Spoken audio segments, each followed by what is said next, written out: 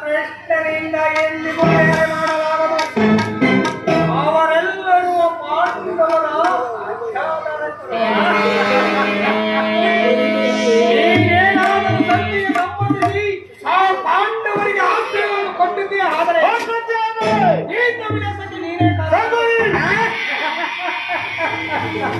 ಕರಡಿ ಆಟದಲ್ಲಿ ಸೋತಾಗಲೇ ಆ ಪಾಂಡವರು ರಾಜ್ಯದ ಮೇಲಿನ ಹಕ್ಕನ್ನು ಕಳೆದುಕೊಂಡು ಅದನ್ನು ಪಡೆಯುವುದೆಂದರೇನು? ಕ್ಷತ್ರಿಯರ ವೀರರಿಂದ ಮುಕ್ತರಾದ ಈ ಕುರುಭೂಮಿಯ ರಾಜಲಕ್ಷ್ಮಿಯನ್ನು ಭಿಕ್ಷುಕರ ಯಾತ್ರೆ ಹಿತವೇ ಕೌರವೇಶ್ವರ. ಆ ಪಾಂಡವರು ರಾಜ್ಯಕ್ಕಾಗಿ ಅಪ್ಪಳಿಸಿದರೆ ರಣಕ್ಷೇತ್ರದಲ್ಲಿ ಸೇರಿಸಿ ರಾಜಲಕ್ಷ್ಮಿಯನ್ನು ಕೈ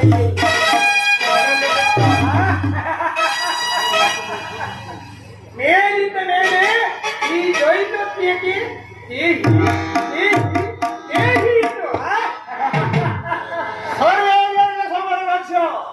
ಯೋಧನ ಹೊರತಾಗಿ ಆ ಪಾಂಡವರಿಗೆ ಸೂರ್ಯ ಮನೆಯಷ್ಟು ಭೂಮಿಯನ್ನು ಕೊಡುವುದಿಲ್ಲ.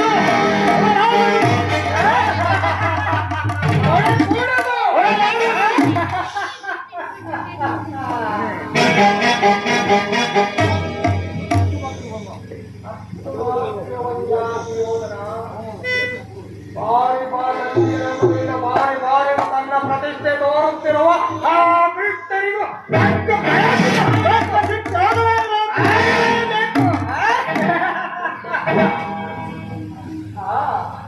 ಆ ವಿಚಾರದಲ್ಲಿ ನನ್ನದೊಂದು ಸಲಹೆ.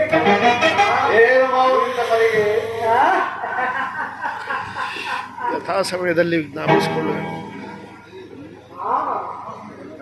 ಸಮಯ ಬಂದಾಗ ತಿಳಿಸುವುದು.